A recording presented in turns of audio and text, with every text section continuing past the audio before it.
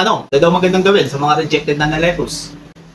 Magandang tanong yan. Sagutin natin yan. Ihanda mo lang to. Reject na lettuce, buns, burger patties, kamatis, sibuyas, pipino, mayonnaise, at mantika. Ihanda ito. Putulin ng tangkay. Ibabad sa tubig at lagyan ng asin para mamatay ang mga mikrobyo. Chop-chopin ng mga gulay.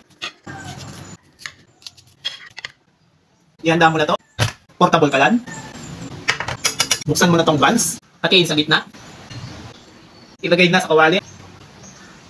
Patutungin. Kapag tutong na, ilagay na sa plato. Kapag okay na, lagyan ng mantika. Hintayin kumulo. Crispy burger, baka naman. Buksan na natin yan.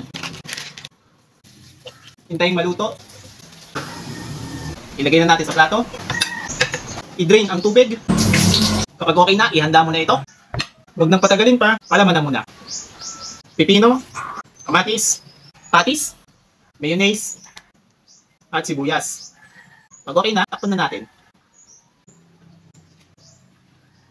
Ano pang hinintay natin, tikman na natin. Oh, panalo na yan. Pwede na tayong burger na galing sa rejected na lettuce. Wala kang 2 minuto yan. See you ulit next time.